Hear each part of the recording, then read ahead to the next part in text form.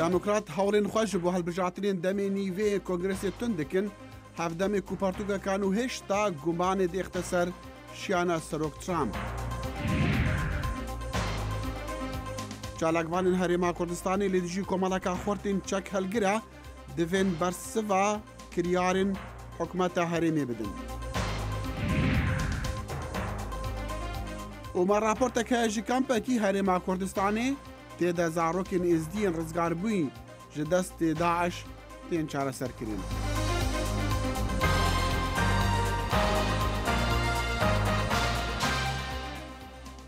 سلااو و ڕێز و هیڤین دەمەخۆش دەگەڵ کورد کۆنەکشن ji dengê Amerîka li Washington.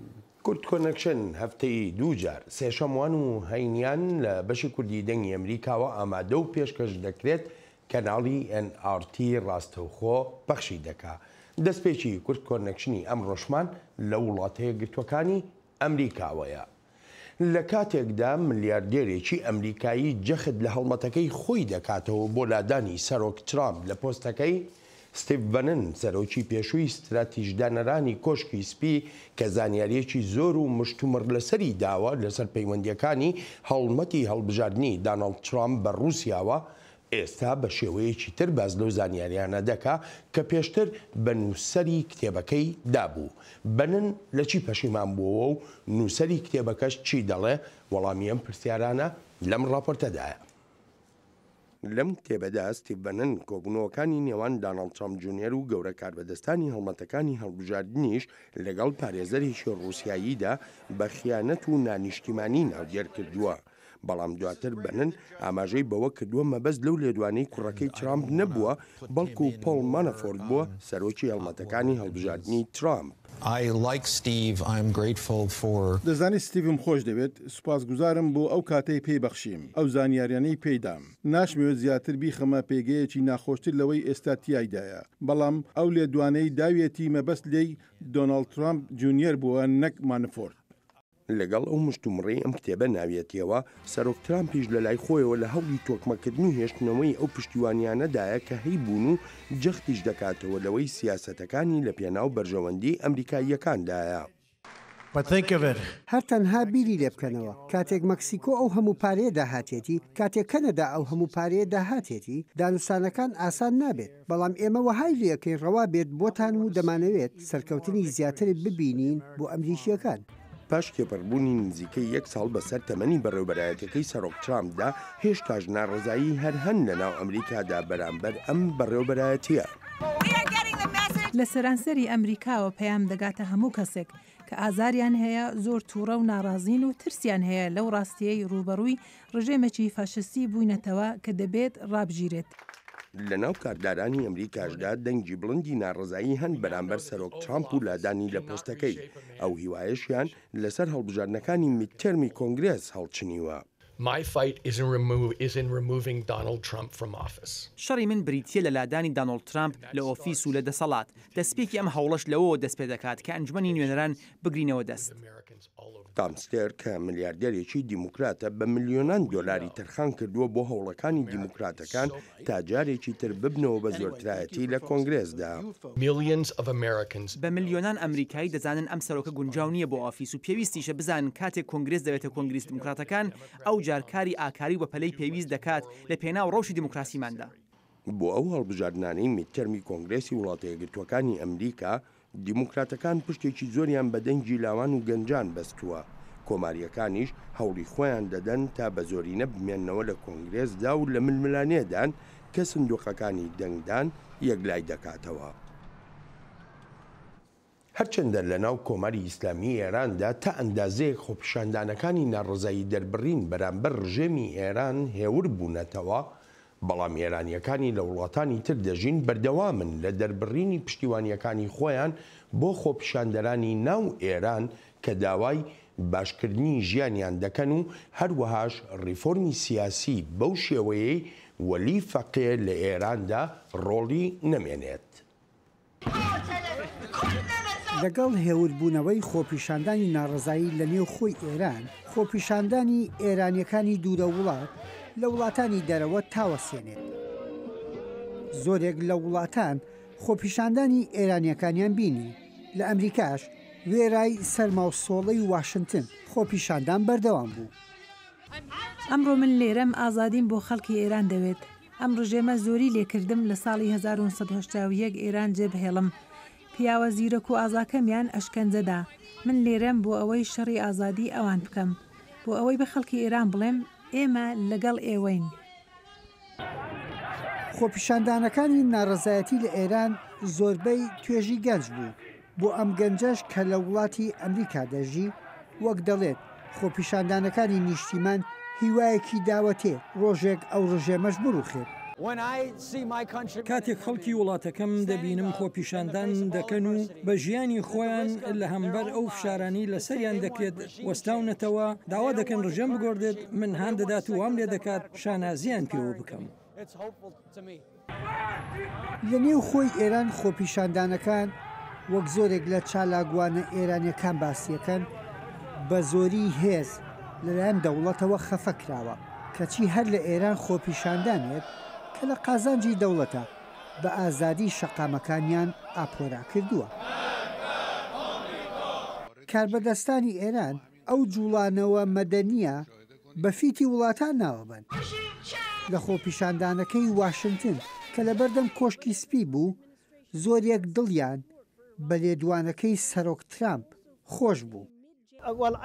لەو باوەڕەدام پشگیری خۆپیشاندانەکانی ئێران لەلایەن سەرۆک ترامپەوە هاندانێکە ئەو پەیامەش بە کۆماری ئیسلامی ئێران دەدات کە دنیا بێدەنگ نابێت، بەڵام دەبێت نەتەوەی گرتوەکان و وڵاتانی تر و ئەمریکا گەماروی زیاتر بخەنە سەر ئەو ڕژیمە. ئەگەر خۆپیشاندانەکان لە ئێران بەهێز کب بکرێت، بەڵام دەنگی ناڕازی خەڵک بەندە بە جێبەجێکردنی داواکاریەکانیانەوە. داخۆ ئێران دەتوانێت شەقام بە هێنانەکایەی خۆشگوزەرانی بۆ ئێرانیەکان بێدەنگ بکات. یەحیا بەرزنجی، دەنگی ئەمریکا، واشنگتن. ڤیدیۆیەک کەڤن نو هاتی وەشاندن دیار دکە کە چاوە سەرۆکی ئیرانی حەسەن ڕوحانی پێناسینە دیکە و ئەو نەهێژای هەندەیە ببە ڕێبەرێ وڵاتی. دەجیڤینەکە ئەنجومەنی زاناین ئیرانیدا لە ساڵە 1970 و نەهێ پشتیوە غەرە ئایەتڵا خومەینی ji bo hilbijartinê rêberê welatî serokê nihayê Îranê Hesan Ruhanî dibêje ez ne hêjay hindê me bibim rêberê Îranî û ew divê vîdyoyê de dibêje divêt rondikên xwînê li ser Îranê birêjin eger ez bibim rêberê wê ez ne hêjayî vê berpirsyariyê me ne bi şiyana xwe û ne bi berpirsyariya xwe. Gelo weşana vê vîdyoyê çi digehîne li demê ku nerazîbûn li dijî hikûmeta Ruhanî li Îranê hêşta germin ji bo em vî babetî û çend babetên dî jî ji Îranê bizanîn em mêvandariya Birêz Selahî Bayezîdî dikin nûnerê Komalayê şoreşgerî zehmetkeşanî Kurdistanî Îran kake Selahzor bexêrbêyî. Ruhanî li 89 pêşbînî ew dike ke eger bibe rêberî welat serokî welat ewa Îran debê xwênî bo birêjît yan fermîskî xwênî bo birêjît. Diyarê pêşbînekê rast deşû yanî em ke êsta li Îran rû eda li xirapî serokayetî Ruhaniya yan çî? دیارە کۆماری ئیسلامی هە لە ڕۆژی لە ڕۆژانی دوای دروستبوونی بەردەوام لەگەڵ قەیرانی جۆرا زۆر ڕوبەڕوو بۆ سەرەتا قەیرانی نەتەوەکان کورد و نەتەوەکانی دیکە کە سەرکوت کرا دووە بەرەبەرەکە ئەو دەورانی ئیدئۆلۆژیشی و ئەو شتێ بەرەبەر لە ناوچوو کە ئێران ڕوبەڕووی کۆمەڵێک کێشەی ئابووری و سیاسی ناوچەکە بۆ ئەو قەیرانانە بە دووەک داهاتوون. من پێم وایە قەیرانەکە ئێستا زۆر لەوە گەورەترە ینی کەڵەکە بووی کۆمەڵی قەیرانی ئەو چواردەی ڕابردوویە. ئەگەری هەیە کە ڕوحانیش بەحاڵ بەش بە حاڵی خۆی کە کەسێک بۆ کە دوو سێ دەی پێشتر داوای کردو خەڵ لە دەرەوە لە دار بێن و شوێنە گشتەکاندا ئەویش دەوری هەیە و کەسێکە وەکو زۆربەی ئەو کەسانێکە کۆماری ئیسلامیان دامەزراندەوە بەڵام پێمە شتەکە زۆر لەوە گەورەترا کە تەنیا ڕوحانی بەڵکو ئەگەری هەیە لەو دەورە پشکی شێر و بەرکەوت چوون بەرحاڵ سەرۆ کۆماری ئێران. کاکە سەلاح ڤیدیۆکان لە ئێرانەوە دین راپۆرتەکان باسی ئەوە دەکەن کە هێزەکانی ئاسایشی زە جۆرە و جۆرەکانی ئاسایشی ئێران وەڵامی توندی خۆپیشاندنان دەدەن و ژمارەی خەڵک کوژراون ژمارەکە خەریک گیراون. ئەمە هۆی ئەوەیە کە خۆپیشاندان ئێستا یان نەڕازیبووەکان ئێستا هێور ببنەوە.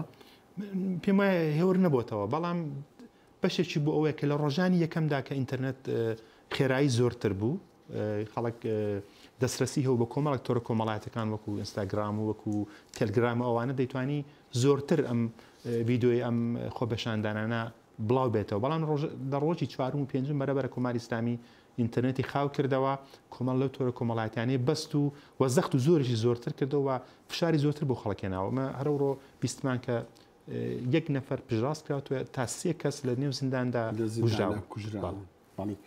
باشە وەڵامی کۆمەلگای نێونەتەوەی و ئەمریکا بەتایبەتش چۆن دەبینی بەداخەوە هەلومەرجێکی زۆر نالەبارە لە ناوچەکە کۆمەڵک ڕوودا دەکرام کێشەی قەتار کە تاندازێک توانی ئەو یەگرتی وڵاتانی عەرەبی دژ بە ئێران خاو کردەوە تورکیە کەوتوتە بارێکی دیکە کە لەو بەرێدا خۆی نابینێتەوە و هەروەها ئەو مەسلەی ڕاگۆستنی سەفارەتی ئەمریکا بۆ ئورشەلیم ئەویش ینی کەمێک هەمووانە بە قازانجی بەڕاستی ئێران شکاوە کە نەیتوانی بەرەیەکی گرت و لە بەرابە ئێراندا دروست بێ ئەوەی سەرۆک ترامپ لە دەورەدا کە زۆر باشتر بۆ بە درێژایی ئەو چواردەیە یەکەم سەرۆک بۆ کە توانی ڕاستەوخۆ بەحاڵ ویسۆتی مەهاڵەکانی 2002 پاد ناکەینەوە مەبەستم ئەوەیە ئەم خۆپیشاندان ئەم وەزای کێسە لە ئێران هەیە فرسەت نییە بۆ ئەوەی سەرۆک ترامپ یان خەڵکانی دیکە ڕۆژ ئاوا ئەوەی کە سیاستێکی خۆیان سیاستەکانی خۆیان ئەوانەی کە لەگەڵ ئێرانە ڕازینی نیان دژی ئێران جێبەجێ بکەن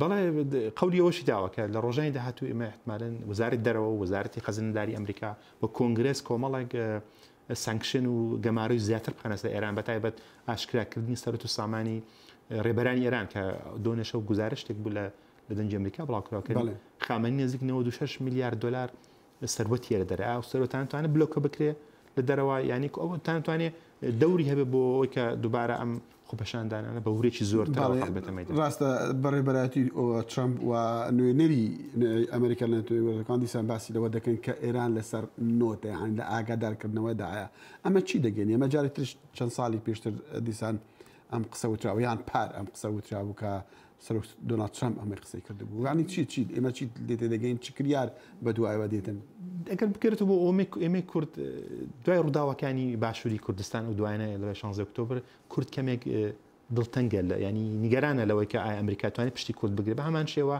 بەڵام ئەوەی کە نیشاندا بوو نسبەت ئێرانەوە من ئومێدوارم کە لە ڕۆژانی داهاتوودا بەوەی کە من پێم وایە حتا دۆنە شەو کە تەزاهورات بۆ لە هەندێک شاری ئێران بۆ بەحرەکاتی جۆرا و جۆر بە شێوەیەکی زۆرتر و ئەمریکا یا وڵاتانی ڕۆژاوایی بێنە پێشە بەتا بە سیاسەتی بریتانیا خراپ نەبوو بنسبەت وڵاتانی ئوروپایی دیکە کە متوانین پشتگیری خەڵک بکەن کە زۆریان پێویستە تا چەندێک ئۆپۆزیسیۆنی چەکداری ئێران ڕۆلی بینیوە لەو وەزعی ئێراندا بە کورتی کاکە سەلاح من پێم وانێ ئۆپۆزیسیۆنی چەکداری ئێرانی گە مەنزور کوردە یا نەتەوەکانێکی بە دەورەکیان هەبوو بێت دێستادا زۆرتر حەولیان داوە کە زۆرتر خەباتی مەدەنی بێت بە توندوتیژی نەچێشێت ئەوەی کە بە توند کێشراوە کۆماری ئیسلامی بەسیج و سوپا بوونە کە هێرشیان کردە سەر خەڵک بۆیە لەو دەورە هیوادارین کە بە مەدەنی بە شێوەیەکی دوو لە توندتیژی سەرکەوت سپاسەکان خۆش سەلاحی بەعزیز نوێنەرێک کۆمەڵی شۆڕشگەری زەحمەتکێشانی کوردستانی ئیران میوانی کورد نەکشن بوو.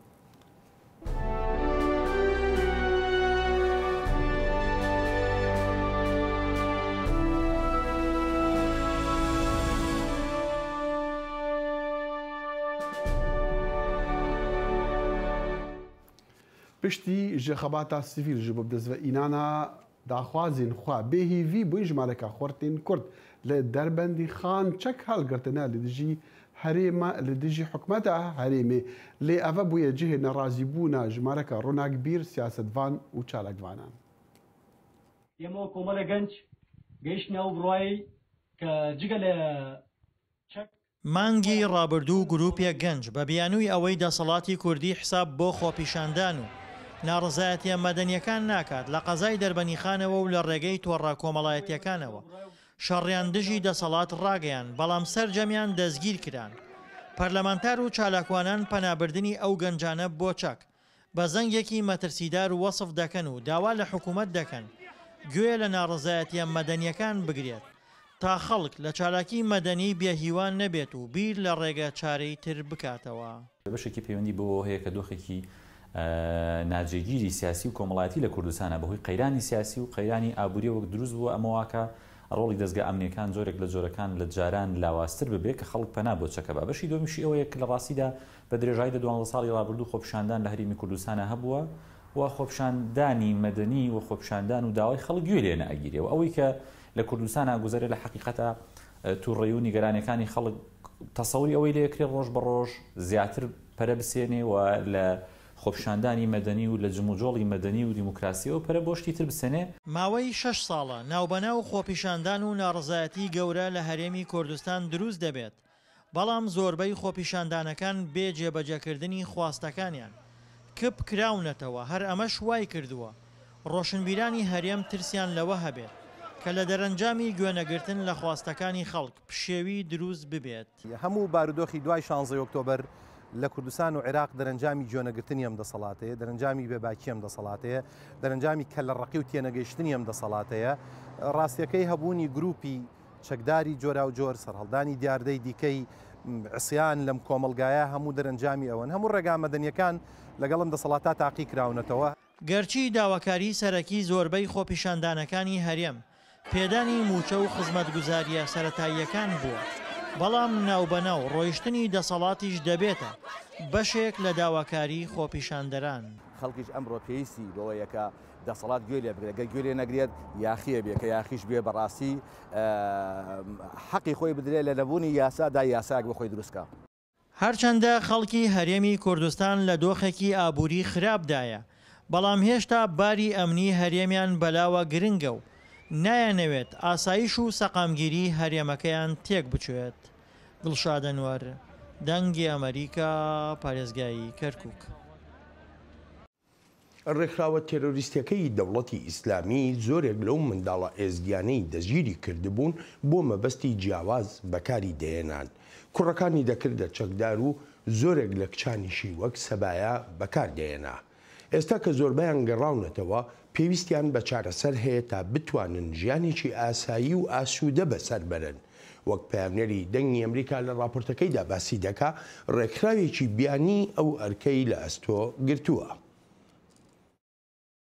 گەلە ئەبوو یوسف بووم و پاشی اختصاب کردم و دوورانێکە مدا گەلێکێ مدا سۆندەل مدان گەلێکێ متعب بالباویدی و دوورا پاشیت گۆتم کۆزێتە فرۆشم یەکە تورکی و دوورا فرۆدمە یەکە تورکی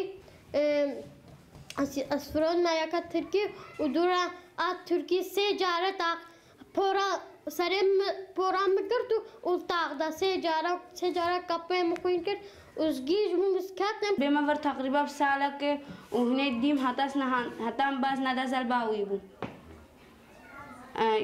ویجا عدا بۆ مەدگر و هەنە یەکە ئەیزدی ئانی نەبامە و دراوی گۆتەمە گۆکە سەر سوورەتێنمان نەشرکردن گۆزێ تا فرۆشم گۆتەم گۆتە ناحەوتێ سەر دینێ مەمە گەلک عاداب دی بوزش فرۆتنێت تەرسام مگۆ ما فرۆشم گۆ بەرگیسکانس بە حەولمە سەر دینێتە درات حمرێ ملوەربوونە 12 ساڵ گۆتەم گۆتەگەشتی حادێ زەواجی لازمەستا حۆرگم و دەبزەوەجی هەروەسا وانên derûnî بۆ van zaroyan dihêne gotin ji ber ku hinek ji evan zaroyan dîmenên gelek tirsinak bi cavên xwe dîtîne. غسل الدماغ البال شي كربون أفكاري دوي كربون نفسها إدخون. أول شي كنا بالمعسكر مالت اللعفر. یەکەم جار ئەم لە معسکەری تەلعفەر بووین و ئەم بۆ ماوەی 3 مانگ گەڵەوەی معسکەری ماین. پاشی ئەم ڤەگواسینە معسکەری مووسل و مەئەزمونên ئاینی کردن لەسەر قورئانی و دینی. ئەس بەسەر کەتم و ئەم ڤەگوهاسینە معسکەری تلبەنات. دووفدا ئەم برینە سووریا دگەل کەسێکی ناوی وی ئەبوو خەتاب عێراقی بوو. و ئەم لە معسکەری دەرەزۆرە یەهێزن تایبەت لێ دەرەزۆری هاتینە دامەزراندن. بەرنامên rojane ji bo van zaroyan dihêne pêşkêşkirin ji layê rêkxirawa Eliyahetiya Ferensî ve ku ji gelek çalakiyên cuda cuda pêk têtin. Bo wê yekê ku guhorînekê li cem van zaroyan durust ketin. ev zarok bêguman ew zarokin ew ku roja 3 2014 hatîne girtin heta vê gavê jî niha mistemir هەر بەیەک دەستی داعش ڕزگار بن. ابتنê li kempa Qadiya zêdetirî 100 zarokên êzdiyan ji destên çekdarên Daeş qortal bûyne û zorbey wan zêdetirî 3 salan di destên çekdarên Daeş da bûn û kartêkirneka berçav lê hatbûkirin. Lewma bi giring denezanîn ku kar li ser wê çendê bihête kirin, ev zaroye wesa bihêne perwerdekirin ku hizr û bîrên çekdarên Daeş di serê wan da nehêlin. Kawa Umer Dengê Amerîka, Kempa Qadiya. وەسا دیارە کو ژمارە پەنابەرین ڕوو دەکەن ئیتالیا ji بۆ دەربازی وڵاتین دیین ئەوروپی ببن کێم بوونە لێ یەک هەست بوێ کێمبوونێ ناکە لە باژارێ ڤێنتنگلیا نێزیکی سنوورێ فەرەنسا. ژیانە بسەدان جوان پەنابەران لەvê zivistanê alûz dibe li demê ku ew li benda delîveya derbazbûna Ferensane heta geştinê wê xwenaxê jî geleka ji wan jiyana xwe kiriye qurban. هەوڵدان بۆ ژیانێکی باشتر ئەمانەی گەیانوەتە ئێرە. لە باکووری ئیتالیا کۆچبەر و پەنابەر کات بەسەر دەبن پێش هەوڵێکی تر بۆ تێپەڕبوون بۆ فەڕەنسا سەفەرێک کە پێی دەڵێن سەفەری ژیان. بەڵام بەهۆی سەرمای زستان ژیانی ئەم کۆچبەر و پەنابەرانە لە شاری سنووری ڤێنتیمیگیلیا ئێستا زۆر دژوارە. ئەمە زۆر دژوارە ئاسان نییە کە لێرە لەژێر پر بژیت لێرە تەنیا بەتانیەکت هەیە بۆ ئەوەی خۆت داپۆشی و ئەمەش گەرمە ناکاتەوە ئێرە زۆر ساردە. ئەم شارە توریستیە ئەو کەسانی لێرەوە دەڕوانە کەناری ڕووبارەکە خەڵکێکی زۆر دەبینن کە زۆرینیان لە باشووری بیابانی ئەفریقاوە هاتوون و هەروەها ئەو خۆبەخشانەی قەشاڕیتۆ جولیو ئێلوارز کە یارمەتی ئەو خەڵکە دەدەن. ئێمە بەراورد دەکەین کە ئێستا نزیک بە 200 کەس لە کەناری ئەم ڕووبارە دەژین. ئەمە ژمارەیەکی زۆرە و نابێت لێرە لە جەرگەی ئەوروپا ئەمە ڕوو بدات. گەشتن بە فەڕەنسا دژوارە ڕێگای شەمەندەفەر لە ڤێنتیمیگیلیا لەلایەن پۆلیسی فەڕەنسا و کنترۆل دەکرێت سنووریش کنترۆل دەکرێت و ئەوانی دەست بەسەر دەکرێن دەیانگەڕێنەوە.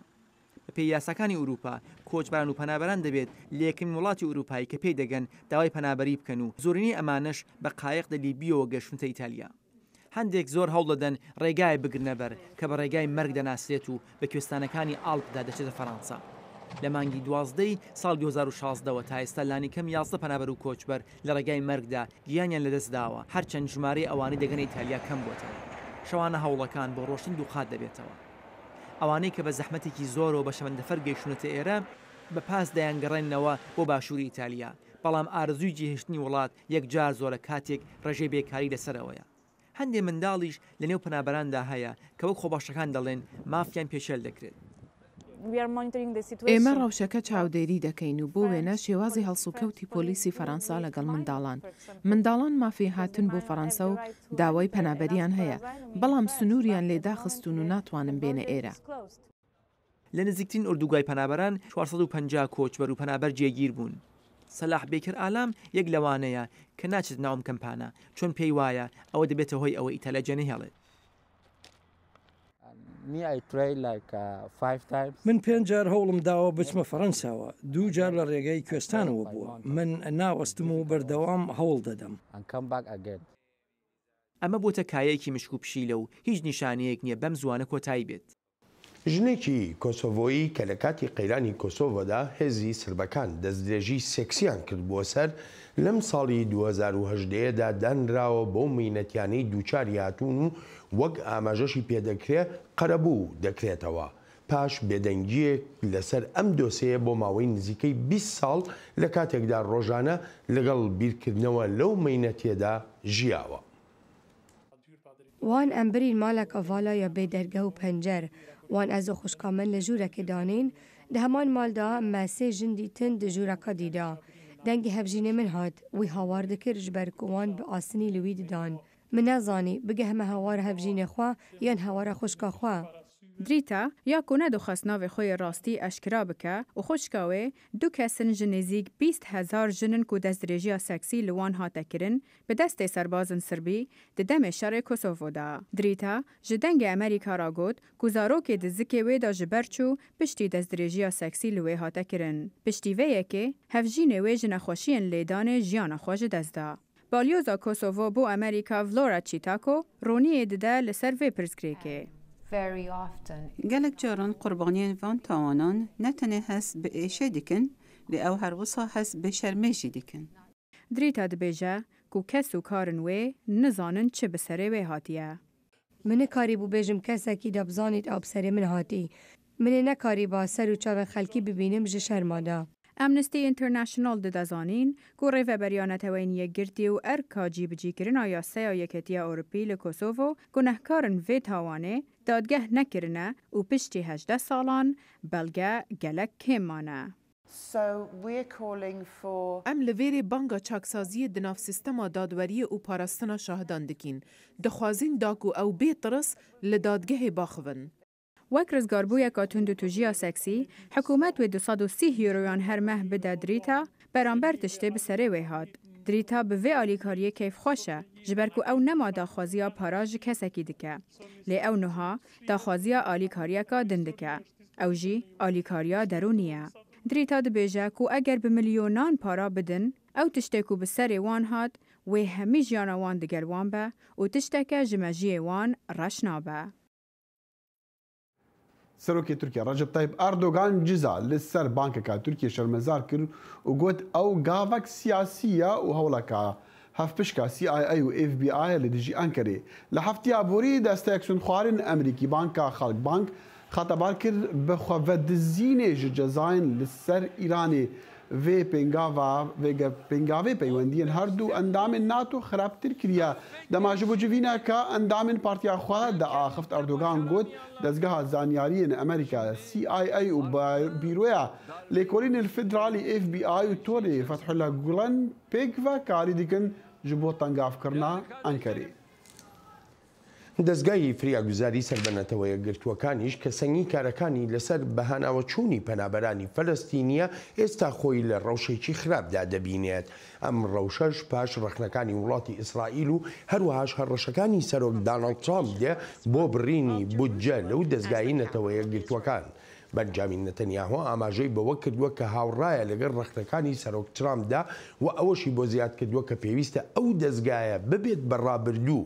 لە بەرامبەریشدا ڕێکخراوەکە دەڵێت ئەو جۆرە هەنگاوانە بەرەنجامی خراپیان دەبێت بەسەر ژیان و گوزەرانی ئەو نزیکەی 5 ملیۆن پەنابەرە فەلەستینیەی لە ڕۆژهەڵاتی ناوەڕاستن.